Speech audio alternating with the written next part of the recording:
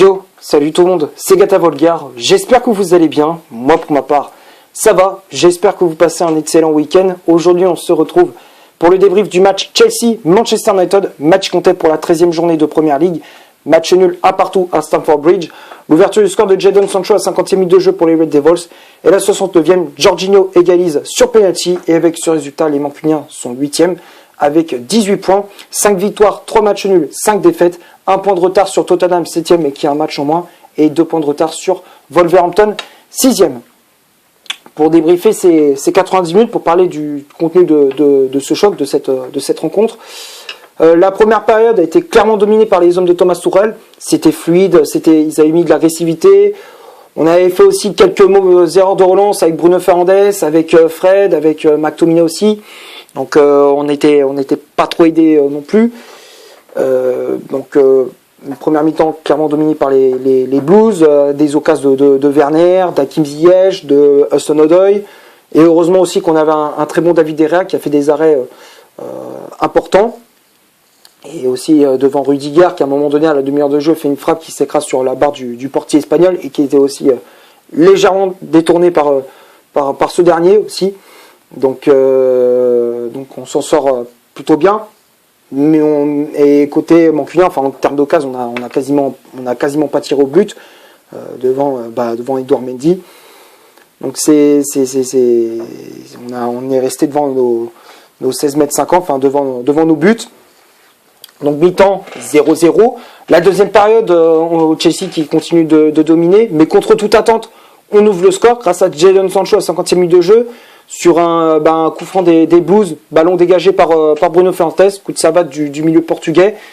Jorginho, milieu italien qui fait une erreur technique, fait une erreur de contrôle. Et derrière, Sancho qui intercepte pour partir en contre avec Marcus Rashford. Ils étaient deux face à Edouard Mendy. À un moment donné, il a hésité à passer à Rashford ou finir l'action. Finalement, il a choisi la finition. Il ajuste parfaitement le gardien de Chelsea avec un plat du pied. Donc, contre toute attente, à la 50e minute de jeu, on mène 1-0. Ensuite, on a essayé de mettre le deuxième, mais on manque de précision dans le dernier geste, ça manque de justesse dans la finition. Et puis derrière, Chelsea qui remet un coup d'accélérateur, et on retombe un petit peu dans notre travers comme on a fait en première période, où on fait des erreurs de relance, des erreurs techniques et de déconcentration aussi. On perd un petit peu nos nerfs, on n'arrive plus à contrôler nos émotions. À la 69e, but de Jorginho sur penalty suite à une faute de Wan-Bissaka, une faute bête du latéral anglais sur Thiago Silva, pardon, et donc penalty transformé par le milieu italien. De Gea qui est parti du mauvais côté malheureusement. Donc un partout. Après, on a eu une grosse occasion. On a eu un miracle, c'est un miracle, parce que Edouard Mendy qui fait une mauvaise relance à 5 minutes de la fin du match, ça vient dans les pieds de Fred. Il avait pris le temps de contrôler, il avait vu Lingard qui était tout seul dans l'axe et CR7 au second poteau, et je sais pas pourquoi il fait un piqué. Pourquoi tu fais un piqué? T'as pris le temps de contrôler, tu as vu Lingard dans l'axe, tu as vu Ronaldo à gauche, pourquoi tu fais un piqué? Ou alors dans ce cas, si tu voulais finir l'action, tu vas au bout, tu mets un coup d'accélération, et puis Thiago Silva provoque une faute, soit tu gères ton face à Edouard Mendy. Là tu sais pas, il fait un piqué, là on peut regretter. Là je suis un peu frustré de cette occasion manquée de Fred. On peut avoir de la frustration, pardon. Donc voilà, après Chelsea qui a eu aussi une grosse occasion avec Rudiger en fin de match, mais sur un centre de Louis James, Rudiger qui était tout seul au second poteau, et malheureusement sa reprise passe largement au-dessus des buts de De Gea.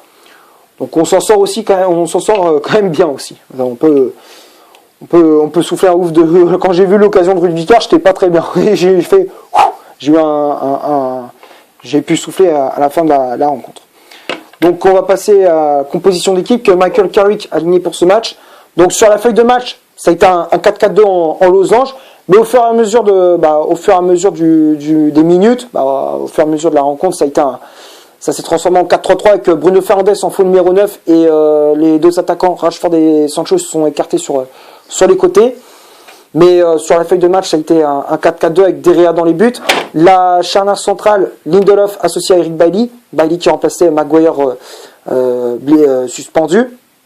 Les latéraux, Wan-Bissaka à droite, avec Telles à gauche. Matic en 6, en sentinelle. Fred et McTominay en relayeur. Bruno Fernandes en numéro 10, puis en faux numéro 9. Lorsqu'on a basculé en 4-3-3. Et duo d'attaque, Jadon Sancho, Marcus Rashford. Après, il y avait les remplaçants qui étaient entrés en jeu. Il y avait Ronaldo qui est entré en jeu à la place de Sancho, Lingard à la place de Rashford et Donny van de Beek à la place de Bruno Fernandes.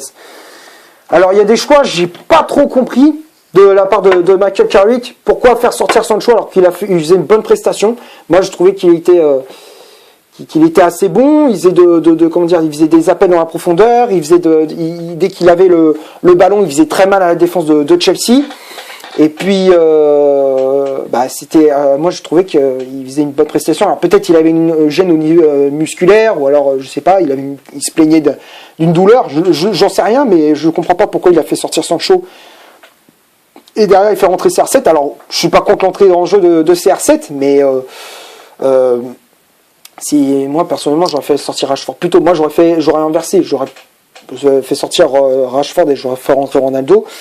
Bah, tu vois, j'aurais fait l'inverse. J'aurais pas fait comme il a fait. Et pourquoi faire rentrer Lingard? Personnellement, j'aurais fait rentrer Greenwood ou Martial pour apporter de la vitesse, plus de mordant à l'attaque. Parce qu'on voyait que Lingard, c'était pas trop ça, quoi. Et Donny van de Beek, il avait que 3 minutes à jouer. Bon, il a mis de l'agressivité, il récupère des ballons. Mais il n'a pas pu s'illustrer comme il voulait. Donc on va passer maintenant aux statistiques de cette rencontre. On va commencer par Chelsea. Les stats, c'est clairement pour les Blues. 66% de possession de balle, 15 corners, 16 tirs au total, donc 6 tirs cadrés, 2 positions de hors-jeu. Et du côté de Manchester United, 34% de possession de balle, 2 corners, 3 tirs au total, donc 2 tirs cadrés, 1 position de hors-jeu. Alors comme je disais, les stats étaient en faveur des Blues. Grosse possession de balle. Les occasions étaient nettement pour les hommes de Tourelle.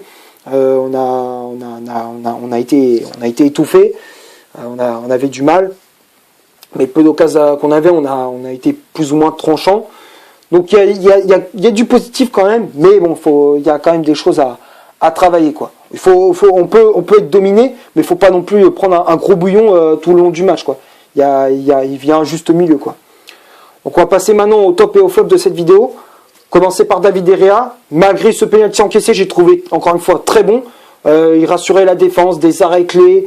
On voit qu'il est encore une fois sur une bonne dynamique. Il fait des arrêts très importants. Il rassure tout le monde. Il apporte son leadership aussi à la défense. Derrea, je le mets dans le top, logique. La charnière centrale, figure-toi que j'étais surpris. Je ne m'attendais pas à une prestation de Lindelof, voire même de Bailly. Les deux, je les ai trouvés très solides, très costauds. Ce qui est paradoxal, c'est que Lindelof avec Maguire, ils sont complètement à la rue. Ces derniers matchs, ils sont catastrophiques. Mais là, pour une fois, je sais pas. Alors, est-ce que peut-être ça un nouveau, l'arrivée de Carrick, enfin le fait que Carrick soit le nouvel entraîneur, ça a peut-être ça a permis à Lindelof de se remettre en question et de repartir sur de bonnes bases, peut-être, tout comme Bailly. Je ne sais pas, mais en tout cas, ils ont fait un très gros match. Lindelof très solide devant Werner, devant Hudson-Odoi et tout, écarté les dangers, rassurant, bonne relance aussi. Bailly pareil, donc Bailly, Lindelof, les deux je mets dans le top. Après les latéraux, Wan-Bissaka et Telles, j'ai préféré le match de Telles par rapport à celui de Wan-Bissaka. Wan-Bissaka, je trouvais défensivement un peu fébrile, et offensivement je l'ai pas trouvé foufou. Je trouvais qu'il manquait de précision dans les centres, ça manquait ça manquait de précision dans les centres, c'était pas assez tranchant. Donc il n'était pas assez tranchant, j'ai trouvé un Wan-Bissaka décevant. Et défensivement, il a pris le bouillon face à Marcos Alonso. Donc Wan-Bissaka, je mets dans le flop. Telles, même s'il a pris un bouillon face à Louis James, offensivement, j'ai trouvé plus correct, plus efficace. Sur coup de pied arrêté, il s'était plutôt bien frappé. Moi, j'ai trouvé un Telles assez correct. Moi, j'ai bien aimé le match de Telles. Donc Telles, je le mets dans le top. Le milieu de terrain, Matic, McTominay, Fred et Fernandes. Malgré Fred, je vais commencer par lui parce que je repense à son occasion ratée. Enfin, malgré l'occasion ratée, je trouvais qu'il a fait quand même une bonne prestation. Il a récupéré des ballons, mettait de la grinta. Fred, même si je critique énormément, je suis pas un fan de Fred, comme je dis, je veux pas qu'il soit titulaire. Là, ça va, il fait une bonne prestation comme il a fait contre Villarreal. Donc le milieu brésilien, je le mets dans le top. Après, Matic, bonne prestation aussi, des relances assez propres, des gestes techniques intelligents. Moi, j'ai trouvé que Matic, il a fait une bonne prestation. McTominay aussi, même si il avait un petit peu de mal, mais je trouvais qu'il mettait de l'agressivité, de l'impact physique, il se projetait pas mal de fois vers l'avant. Très solide sur ses appuis, lorsqu'il y avait des frappes de loin. Bref, McTominay, j'ai trouvé correct. Donc, milieu écossais, je mets dans le top. Bruno Fernandes, au début du match, il avait du mal. Et il redescendait assez bas, il relançait aussi bas que les défenseurs, un peu comme il a fait contre Watford. Mais après, au deuxième période, il a été mieux, il faisait le jeu, jusqu'à l'entrée en jeu de CR7 où il s'est un petit peu effacé, mais j'ai trouvé qu'il a été bon. Donc, dans l'ensemble, une bonne prestation du milieu portugais, donc je mets dans le top, logique. Et le duo d'attaque, Sancho-Rashford, les deux, je mets dans le top. Jadon Sancho qui conclut cette semaine avec un but, encore une fois, il avait marqué face à Villarreal en Ligue des Champions, là il récidive face à Chelsea. Deuxième but, c'est en 2 matchs pour l'ailier anglais. Donc Sancho, je mets dans le top. Et Rashford qui a été très bon aussi, comme je dis avec Sancho, ils ont été très bons tous les deux. La vitesse, la précision, ils ont à plusieurs reprises ils ont fait mal à cette défense de Chelsea. Donc très bon match de Marcus Rashford. Et les remplaçants, Ronaldo, Lingard et Van de Beek. Bonne entrée en jeu de Donny Van de Beek, même s'il n'a pas montré ce qu'il voulait, même s'il n'a pas été, il a pas pu faire ce qu'il voulait. Mais j'ai trouvé qu'il mettait de l'agressivité, il se battait sur chaque ballon. Donc bonne entrée en jeu du milieu néerlandais. Lingard et Ronaldo. Ronaldo, on l'a pas trop vu. Une entrée en jeu un peu décevante de CR7. Et puis Lingard, on l'a pas trop vu non plus. Voilà, c'est pour moi les deux remplaçants les plus décevants de Manchester United. J'ai fait à peu près le tour pour ce choc, pour ce Chelsea-Manchester United. J'espère que la vidéo vous aura plu. Si c'est le cas, vous laissez un énorme like. Tu cliques ici pour t'abonner. Tu cliques ici pour avoir une autre vidéo si tu le souhaites. N'hésite pas à faire un petit tour sur mon compte Instagram. Le lien est dans les descriptions. Tu cliques, tu t'abonnes, comme d'hab. Et d'ici là, portez-vous bien. On se retrouve pour un prochain débrief. Ciao!